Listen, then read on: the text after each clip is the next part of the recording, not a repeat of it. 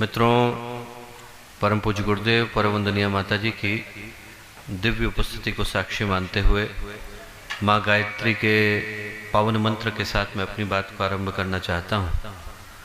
माँ गायत्री का ये पावन मंत्र उसी एकमात्र उद्देश्य को लेकर के अवतरित हुआ मंत्र है जिस ओर चलने की प्रेरणा परम पूज्य गुरुदेव ने परम वंदनीय माता जी ने दी। शांति कुंज के अंदर यदि हम लोग प्रवेश करें तो प्रवेश करते समय में गुरुदेव ने लिखाया, मनुष्य में देवत्व का उदय, धरती पर स्वर्ग का अवतरण।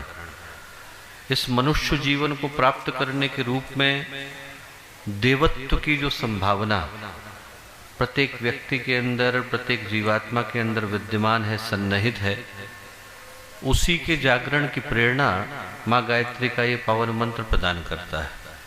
जब हम लोग गायत्री का मंत्र बोलते हैं तो कहते हैं तत्सवितुर्वरेण्यम भर्गो देवस्य धीमहि धियो यो नः प्रचोदयात्। वो जो देवस्य शब्द है वो बड़े गंभीर भाव को लेकर के आया शब्द है। शास्त्र कहते हैं कि देवता उसको कहा जाता है जिसके अंदर 3 गुणों का वास होता है। देवो दानदवा दीप दानदवा द्युस्थिते भवतिवा। देवो दानदवा, उसके अंदर देने का भाव हो, देने का अधिकार, देने की सामर्थ्य, देने की शक्ति अनेकों के पास होती है, देने का भाव बिरलों के पास होता है। व्यक्ति ऊंची जगह पर पहुंच जाता है, उसके पास देने के लिए बहुत कुछ होता है, प्रति हृदय ही संकीर्ण है, दिल ही छोटा हो गया, मन ही गरीब हो गया, तो सब कुछ पा लेने के बाद भी व्यक्ति गरीब ही बना रहता है। अंदर देने का भाव आए। जो गायत्री का मंत्र है वो पहली प्रेरणा यही देता है कि जो मिला उसको हम बांटना जान जाए। विद्या मिली बांट दें, ज्ञान मिला बांट दें, धन मिला बांट दें, अनुभव मिला बांट दें, क्षमता मिली बांट दें, प्रतिभा मिली बांट दें। वो जो बांटने का भाव है, साझा करने का भाव है, वो गायत्री मंत्र की प्रथम प्रेरणा है। एक बहुत प्यारी कथा आती है कि एक संत थे और पहले के समय में परंपरा हुआ करती थी कि मधुकरी के लिए जो सन्यासी होते थे वो 3 ही घरों के आगे जाकर के खड़े होते थे। कहते किसी से कुछ नहीं थे, मौन भाव से वहां जाकर के खड़े होते थे। जो मिलना है वो मिल गया तो ठीक, नहीं मिला तो फिर उस दिन का भोजन ईश्वर के हाथ छोड़ा और जाकर के निवास किया। तो वो संत जो थे 2 घरों पे जाके खड़े हो चुके थे, मिला कुछ नहीं था। तीसरे घर पर जाकर के खड़े हुए तो वहां एक छोटी बच्ची ने दरवाजा खोला और दरवाजा खोल करके वो बोली, उसके आंख में आंसू, बोले स्वामी जी आज देने को कुछ भी नहीं है, मन बहुत था पर देने को कुछ भी नहीं। वो संत बोले कि एक काम कर बेटा, जमीन पर पड़ी धूल दे दे। उसने जमीन की धूल ली और संत को दी। संत ने वो धूल माथे पे लगाई और बड़ी खुशी के साथ आगे को बढ़े। उनके जो शिष्य थे बोले कि गुरुदेव आपने धूल क्यों ली, इससे तो किसी का भला होने वाला नहीं। संत बोले नहीं बेटा, उस बच्ची का भला होएगा। आज उसके पास देने का भाव है पर देने के लिए कुछ है नहीं।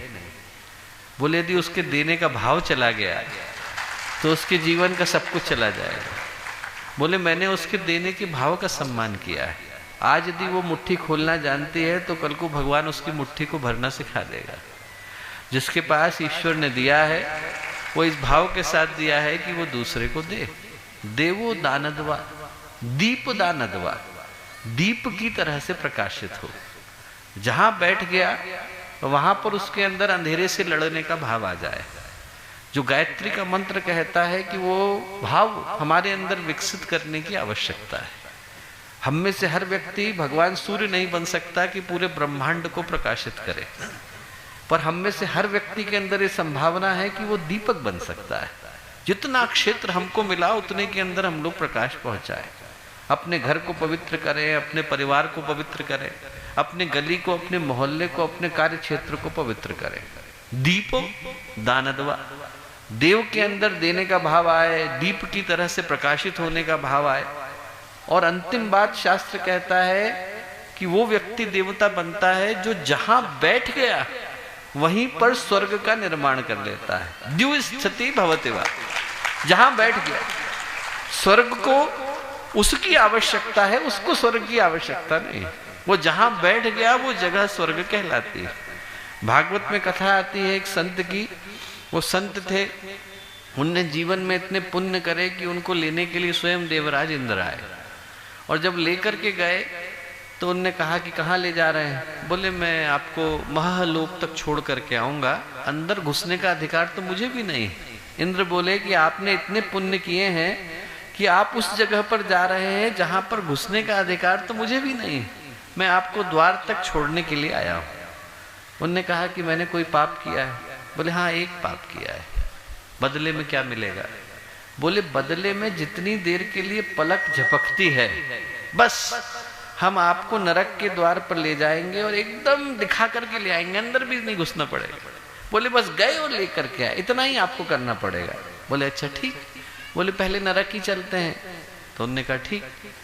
जैसे ही नरक को गए और संत को उन्हें अंदर घुसाया और निकाला, निकालने भर में अंदर से धन्यवाद की आवाजें आने लगी। धन्यवाद, थैंक यू। कौन बोल रहा है? संत ने पूछा। बोले अंदर जो लोग अपने अपने पापों की सजा भुगत रहे हैं, कष्ट से पीड़ित हैं, उनको अलग अलग तरह की यंत्रणा और यातना दी जा रही है।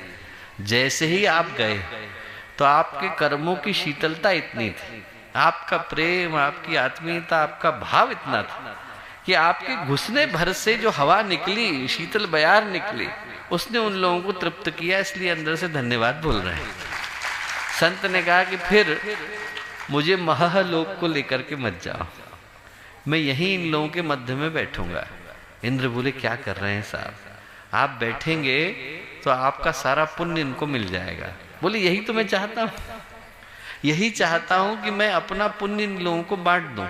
यदि मेरे घुसने भर से इन लोगों को इतनी तृप्ति मिली तो इनके बीच बैठने से इनको कितनी तृप्ति मिलेगी। बोले मैं तो इन्हीं के बीच में बैठना चाहता हूं। बोले यदि आप बैठेंगे तो बड़ा गलत हो जाएगा, अनर्थ हो जाएगा। बोले क्या होगा? मैं आपको महालोक तक नहीं ले जा पाऊंगा। बोले इन सारे लोगों के बीच में आपका पुण्य बढ़ जाएगा और इन लोगों को जीवन देना पड़ेगा। ये लोग तृप्त और संतुष्ट हो जाएंगे पर आपका पुण्य चला जाएगा। वो संत बोले कि चिंता की कोई बात नहीं, मुझे स्वर्ग की आवश्यकता नहीं, मैं यहीं बैठूंगा, इसी जगह को स्वर्ग बनाऊंगा। वो जो संतोष है, द्विस्थिते भवति वा, गायत्री का मंत्र कहता है जहां बैठ गए देने का भाव, जहां बैठ गए प्रकाशित करने का भाव, जहां बैठ गए स्वर्ग बनाने का भाव। ये तीन भाव जिसके अंदर आ गए उसके जीवन में शुभ मंगल और कल्याण का ही उदय होता है। जो गीत की पंक्तियां भी हम लोग सुन रहे थे, दिए से दिए को जलाना पड़ेगा, उसका संदेश एक ही है, अर्थ एक ही है, संकेत एक ही है, आदर्श एक ही है, प्रेरणा एक ही है। प्रेरणा यही है कि हम में से हजारों दिए आज यहाँ पर बैठे हैं। इतने दिए तो स्वर्ग के अंदर भी नहीं होंगे जितने आज झांसी की धरती पर बैठे हैं। तो हम में से प्रत्येक के अंदर इतना प्रकाश, इतनी सामर्थ्य, इतना बल, इतना संभावना और इतना संकल्प उदय होना चाहिए कि हम जहां बैठे हैं वहां पर देवताओं को भी दिवाली मनाने के लिए आने के लिए बाध्य कर दें। जो गायत्री का मंत्र है वो यही प्रेरणा, यही संकल्प, यही भावना लेकर के आता है। हम लोग स्थिर चित्त शांत मन के साथ उसी शक्ति का आवाहन करते हैं जिसको हम लोगों ने सद्ज्ञान की, सत्प्रेरणा की देवी माँ गायत्री कह करके पुकारा। स्थिर चित्त शांत मन के साथ माँ गायत्री का पावन मंत्र साथ साथ ओम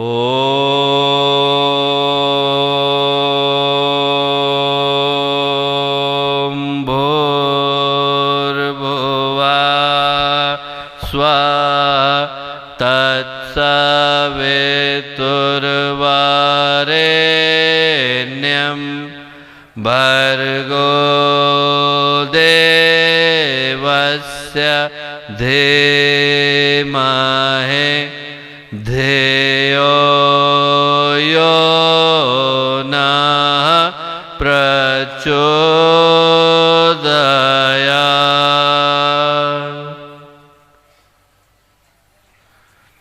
परम पूज्य गुरुदेव परम वंदनीय माता जी के सूक्ष्म संरक्षण में, दिव्य सानिध्य में सौभाग्यशाली हैं हम लोग कि यहाँ उस स्थान पर उपस्थित हो पाने का सौभाग्य मिला जो प्रेम, पवित्रता, पराक्रम की भूमि रही, जिस भूमि पर स्वयं परम पूज्य गुरुदेव ने 17 बार आकर इस भूमि को कृतार्थ किया, उस भूमि पर उपस्थित हो पाने का एक अद्भुत अलौकिक सौभाग्य आज हमको मिला।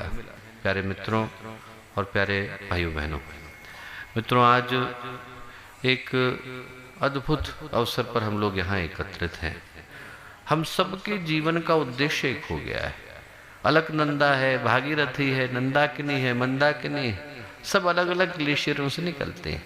कोई केदारनाथ से निकलती है, कोई बद्रीनाथ से निकलती है, कोई गंगोत्री से निकलती है, गोमुख से निकलती है। पर जैसे ही सारी धाराएं मिलकर के एक बनती हैं, गंगा बनती हैं, तो सबकी पूर्णा होती गंगा सागर में ही जाकर के होते हैं। हम लोग अलग अलग कारणों से पूज्य गुरुदेव से आकर के जुड़े। हो सकता है कि किसी के जुड़ने का कारण गुरुदेव का लेखन रहा, किसी ने गुरुदेव के साहित्य की एक पंक्ति को पढ़ा और उसने उसके जीवन को बदला। हो सकता है कि किसी को साधना ने जोड़ा हो, किसी को सेवा ने जोड़ा हो, किसी के हृदय में वृक्षारोपण का भाव आया हो, किसी को क्रांति ने जोड़ा हो, किसी के जीवन का कोई भी कारण हो सकता है। पर आज जब हम लोग मिलकर के एक गायत्री परिवार का हिस्सा बन गए तो हम लोगों की पहचान एक हो गई। गुरु एक है, दिशा एक है, जाना एक और है, लक्ष्य एक है, मंतव्य एक है, गंतव्य एक है। अब उस गंतव्य के अंदर न परिवर्तन की संभावना है, न उसके अंदर कोई परिशोधन की संभावना है।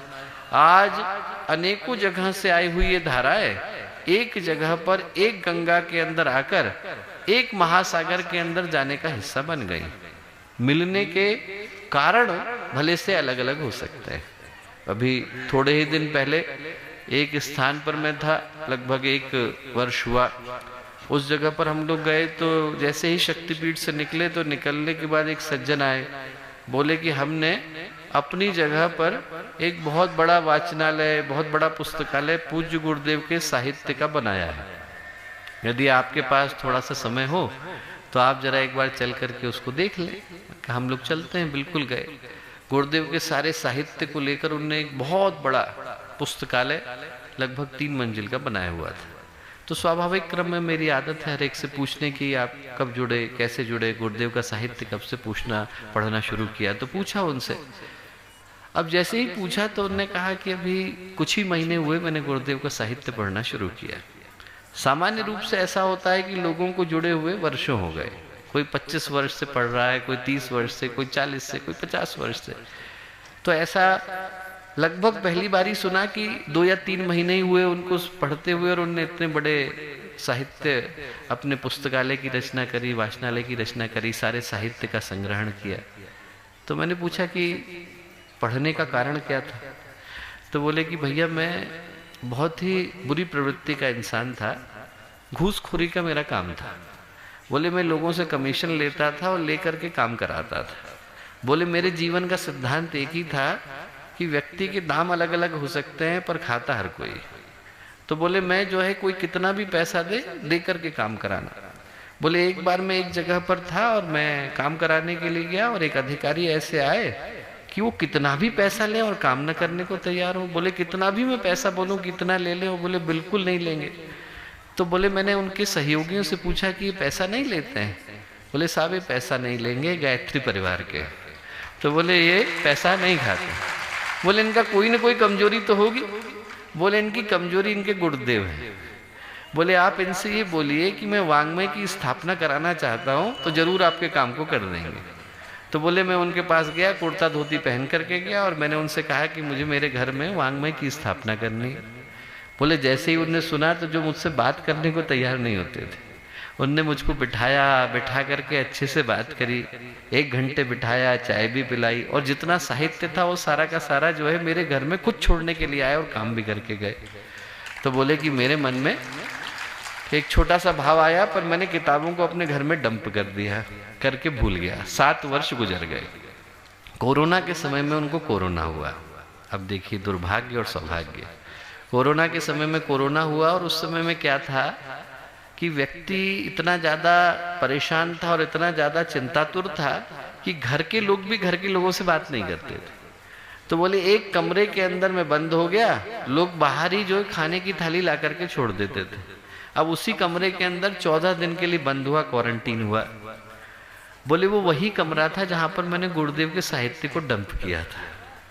बोले मैंने उसमें से एक किताब निकाली 14 दिन के लिए जैसे ही था, और जैसे ही मैंने पहली पुस्तक पढ़नी शुरू करी तो रखी नहीं गई, मैं पूरी की पूरी पुस्तक एक बार में पढ़ गया। एक पढ़ी, दूसरी पढ़ी, तीसरी पढ़ी। बोले जब मैं कोरोना के लिए गया तो अंदर जिस व्यक्ति के रूप में गया, बाहर निकला तो दूसरा व्यक्ति हो गया था। गुरुदेव के साहित्य ने उस व्यक्ति को इतना बदला कि उनने पूरा वाचनालय की स्थापना करी। तो हो सकता है कि किसी के जुड़ने का कारण गुरुदेव का साहित्य रहा हो, किसी के जुड़ने का कारण जन्म जन्मांतर की यात्रा रही हो।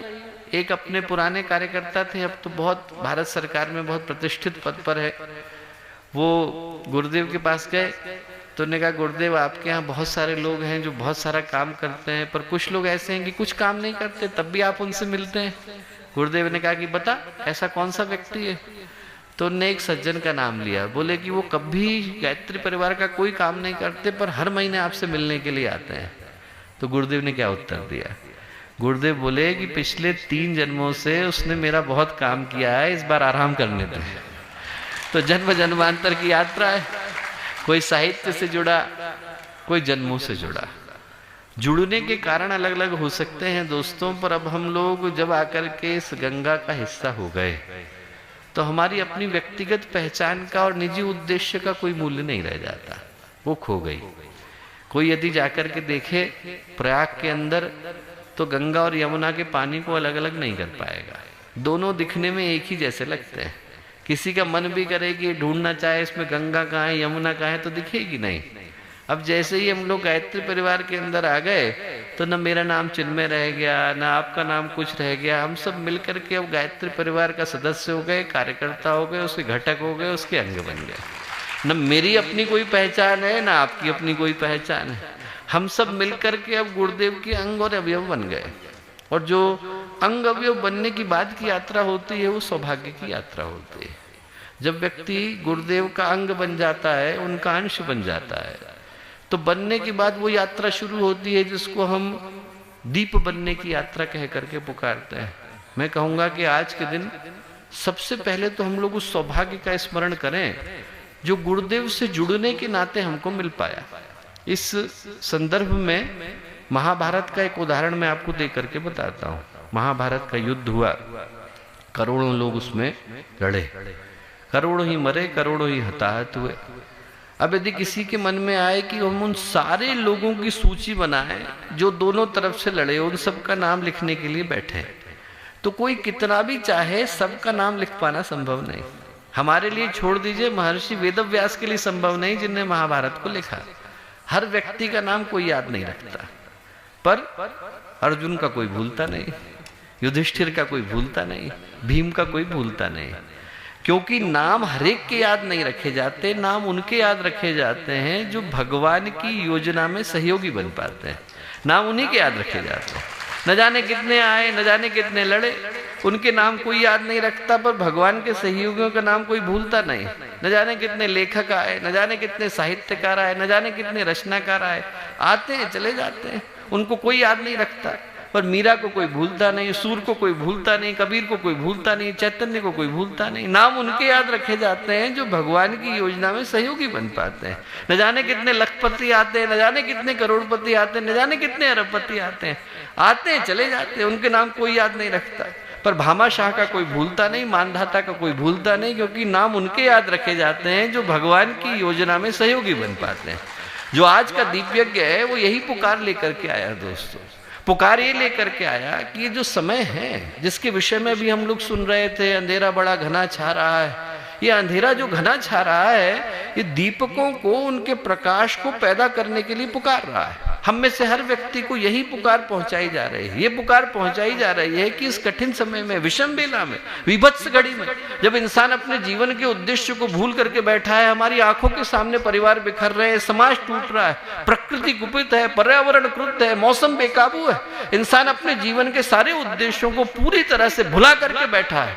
ऐसे समय में जो लोग जागृत हैं, जीवंत हैं, जिनके अंदर ईश्वर का प्रवाह, परमात्मा की चेतना, गुरुदेव की आवाज, महाकाल का आवाहन पूरी शिद्दत के साथ घूमते हैं, उनमें से हर व्यक्ति को ये कह करके पुकारा जा रहा है कि युग युग की आवाज है, आप में से हर व्यक्ति को आज की इस तारीख में, आज की इस तारीख में, आज की इस घड़ी में जागना पड़ेगा।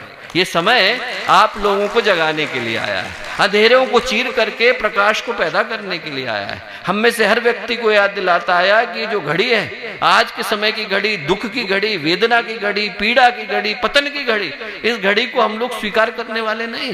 गुरुदेव ने एक उद्देश्य के लिए हम लोगों को जीवन दिया है, जन्म दिया है, और जिस उद्देश्य के लिए दिया है, उस उद्देश्य को पूरा करे बगैर हम लोग यहाँ से चले गए तो हमसे ज्यादा दुर्भाग्यशाली इस संसार में दूसरा कोई होने वाला नहीं है। दोस्तों, ये समय ऐसा है जहां पर हर वो व्यक्ति जो जन्म जन्मांतर से गुरुदेव का सहयोगी रहा, उसको गुरुदेव ने बहुत गंभीरता के साथ सही जगह पर, सही समय पर ला करके खड़ा कर दिया है।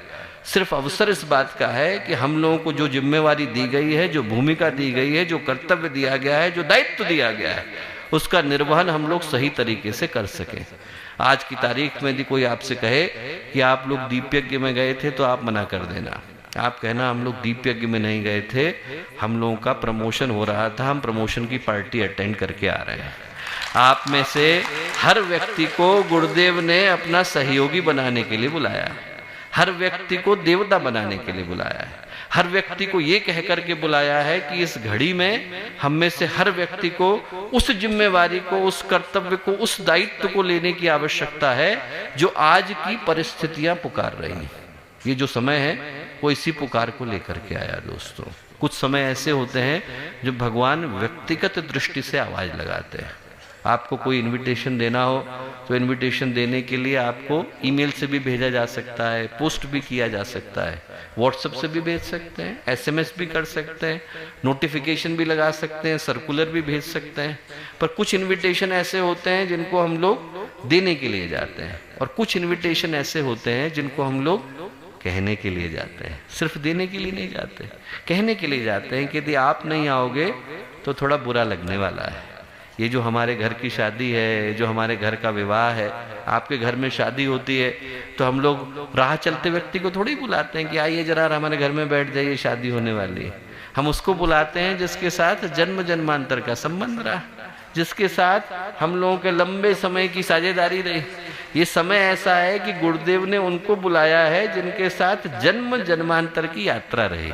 आप में से हर वो व्यक्ति जो यहाँ आकर के बैठा है वो व्यक्ति है जिसको गुरुदेव ने न जाने कितने जन्मों में देखा, परखा, जांचा, पड़ताला, और आज की तारीख में ये कह करके बुलाया कि जब इस युग निर्माण योजना का एकदम क्लाइमेक्स का क्षण आएगा तब आप में से हर व्यक्ति को अपनी भूमिका का निर्वहन करना है। बुलाया उसको जाता है जिसके साथ जन्म जन्मांतर की यात्रा रहती है, लंबे समय की एक यात्रा रहती है, लंबे समय का भाव रहता है, लंबे समय का गठबंधन रहता है, लंबे समय की साझेदारी रहती है। हर वो व्यक्ति जो यहाँ आकर के बैठा वो आया नहीं है, बुलाया गया है। आप में से हर व्यक्ति को ये सोच करके बुलाया गया है कि इस कठिन समय में समाज को नई दिशा देने के लिए हर जागृत व्यक्ति को आगे आने की, ऊपर उठने की, समाज को नई दिशा दिखाने की आवश्यकता है।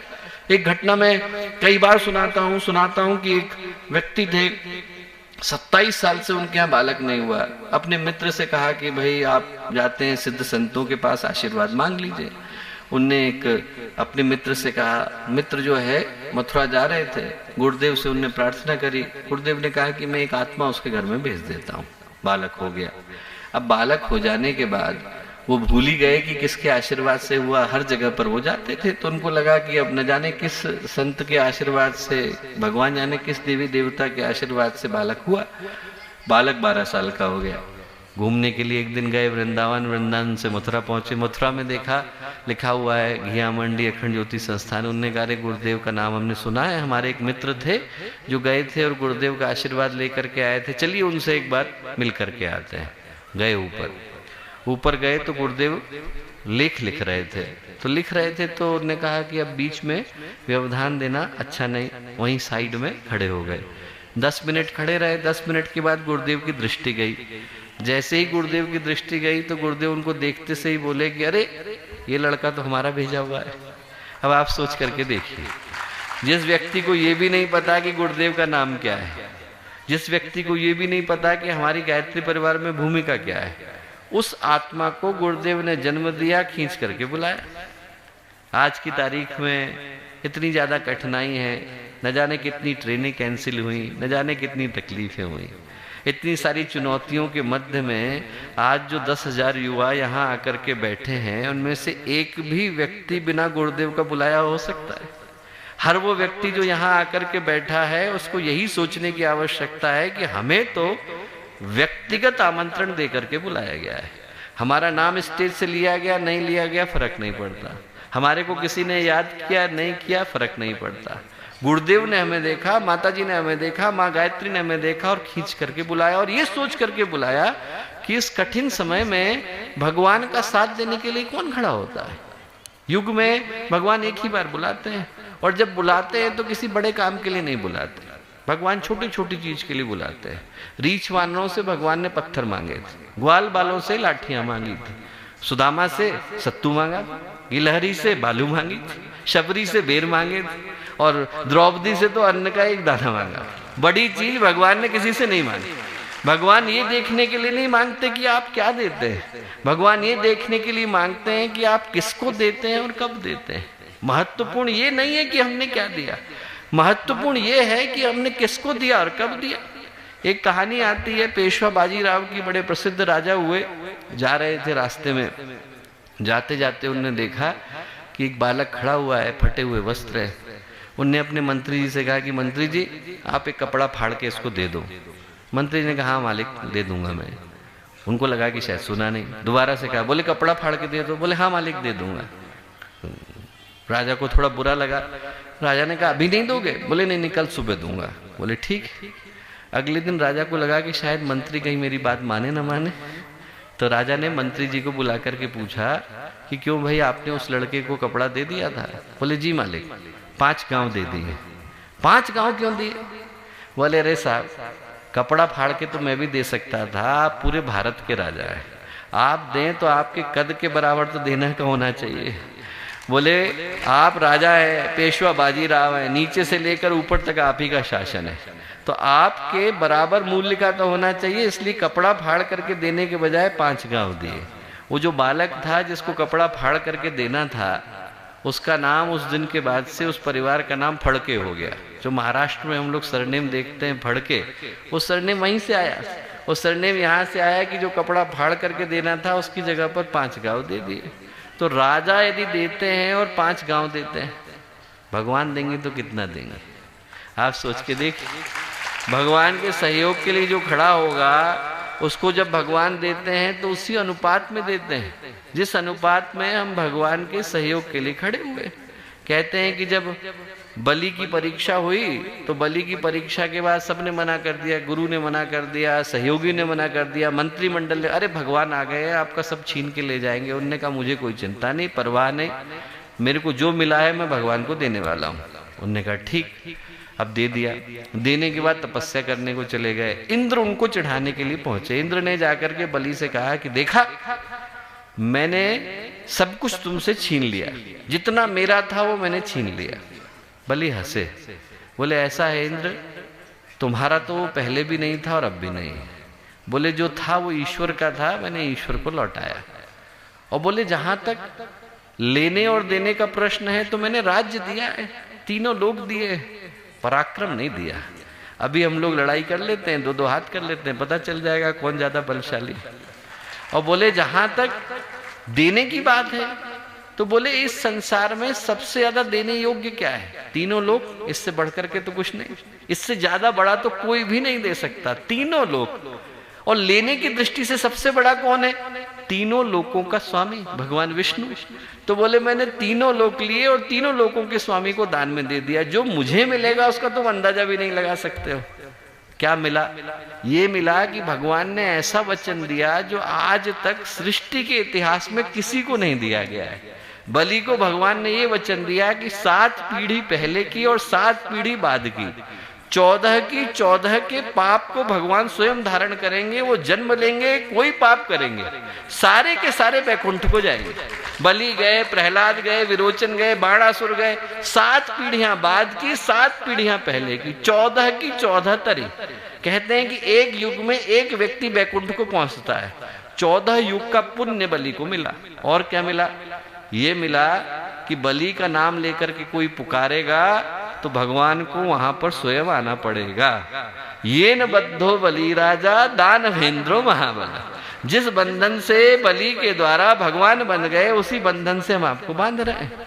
वो जो रक्षा सूत्र है उस दिन के बाद से भगवान का सिंबल बन गया, उस दिन के बाद से भगवान का प्रतीक बन गया। आज का समय ऐसा है दोस्तों कि जब भगवान उचित सहयोगियों को पुकार रहे हैं, ये कहकर के पुकार रहे हैं कि इस कठिन घड़ी में, कठिन बेला में जब समाज को बदलने की आवश्यकता है तो आगे कौन आता है।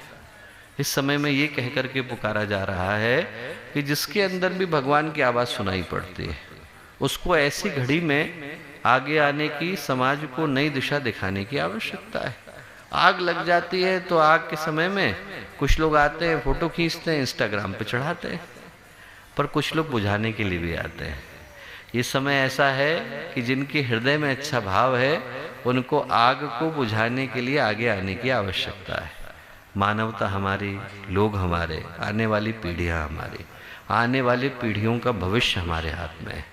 न जाने ऐसे कितने लोग हैं जो अपने जीवन के उद्देश्य को भूल के बैठे हैं। जिस तरफ को मानवता जा रही है उस तरफ में यदि व्यक्ति सामूहिक आत्महत्या न भी करे तो जिस तरीके का आज इंसान का जीवन हो गया उसमें कौन सा सुख है, कौन सी शांति है, कौन सी प्रफुल्लता है, कौन सा आनंद है। यदि एक दूसरे को चिढ़ते कूड़ते देख करके जीवन जीने का नाम मनुष्य का जीवन है तो इससे अच्छा तो जानवर का जीवन है। हम लोग भैंस बने होते तो क्या कसूर करते। भैंस और भेड़ भी एक बाड़े में रह ही लेते हैं, पर मौका मिलता है तो एक दूसरे को गड़ाने से चूकते नहीं। वैसे ही आज मानवता हो गई, बस मौका मिलने की आवश्यकता है। मौका मिल जाए तो जो आज का मित्र है वो कल का शत्रु हो जाता है। मौका मिल जाए तो आदमी दूसरे का गला दबाने को, उसको निचोड़ने को, उसको मारने को, उसको गिराने को तैयार हो जाता है। मौके की बात, वो जो मौका है उसी को बदलने के लिए आज का समय आ रहा है, उसी को हमें बदलना है।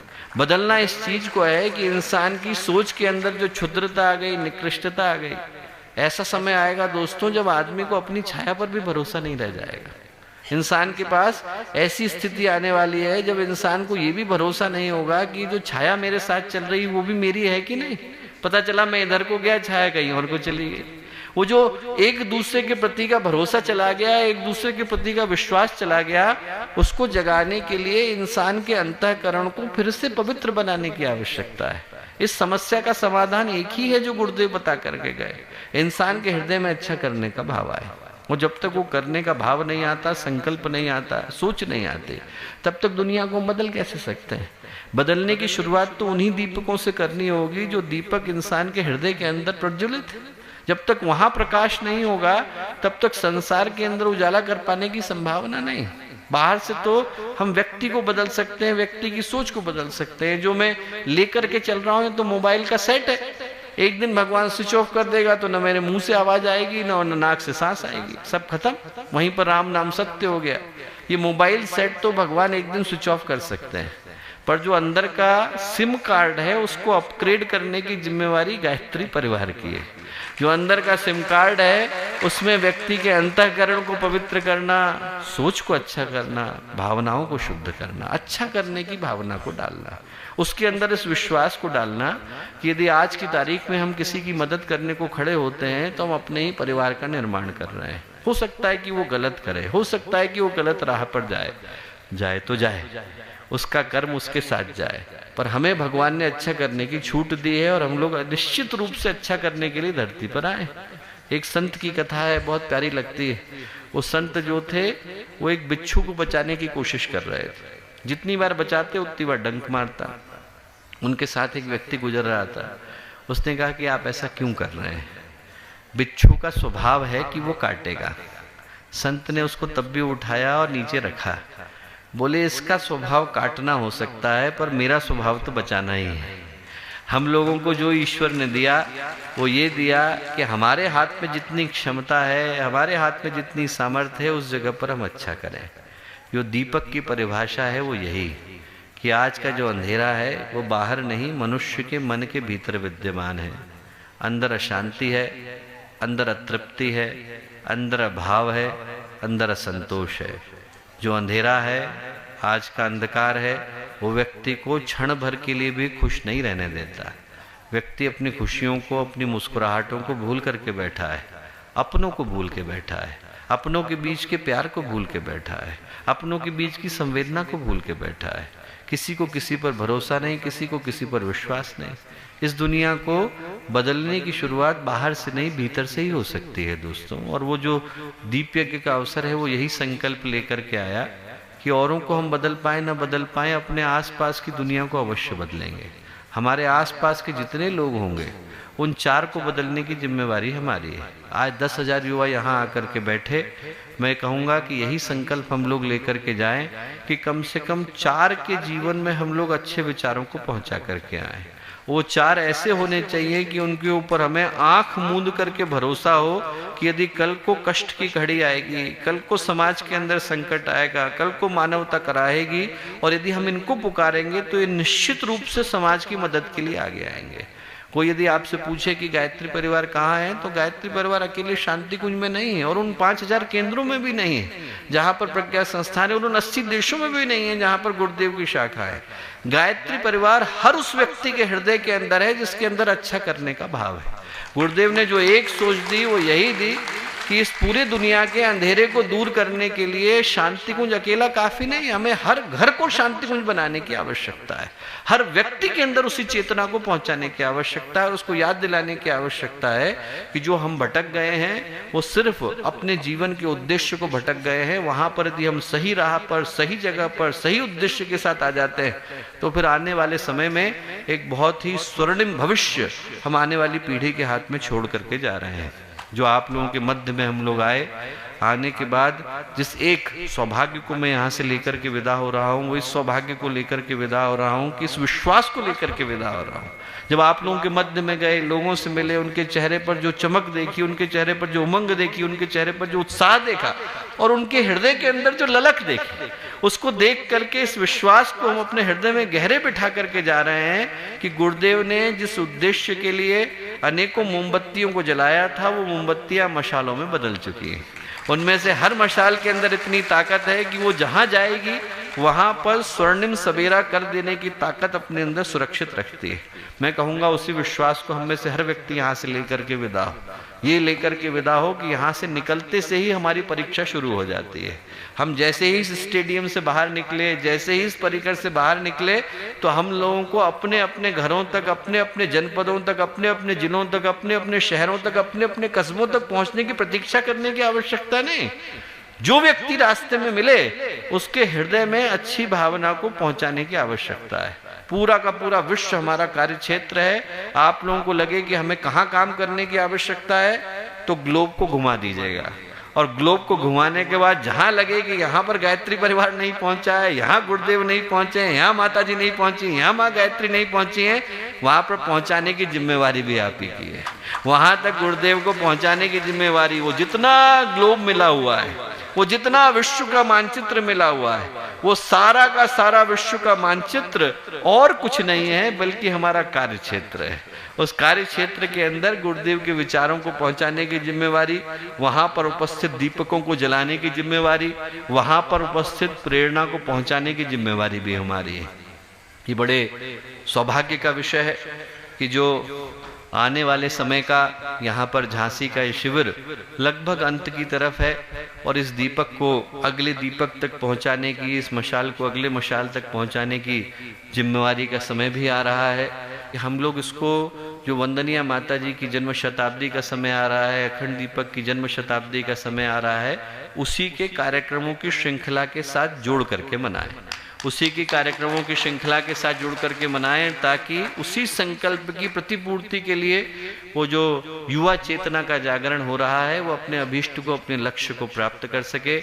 और वो सारे के सारे हजारों हमारे कार्यकर्ता, गायत्री परिवार के कार्यकर्ता, सभी को हृदय से धन्यवाद देते हैं कि सबके सम्मिलित परिश्रम के कारण एक ऐतिहासिक, अविस्मरणीय, अतुलनीय कार्यक्रम यहाँ पर संपन्न हो पाया। वो जो चेतना है वो यहाँ से निकले, जागे, अनेकों को प्रेरणा के आगोश मिले, उनके जीवन में सत्कार्य करने की प्रेरणा उत्पन्न करे, लहरें निकलें और निकल करके सुनामी का रूप लें। ऐसी प्रार्थना हम लोग पूज्य गुरुदेव से करते हैं, वंदनीय माता जी से करते हैं। सभी को बहुत सारी शुभकामनाएं, सभी को बहुत सारी मंगल कामनाएं। हमारे YouTube चैनल शांति कुंज वीडियो गायत्री परिवार को सब्सक्राइब करें एवं बेल आइकन जरूर दबाएं ताकि गायत्री परिवार की विभिन्न गतिविधियों की जानकारी आपको मिलती रहे।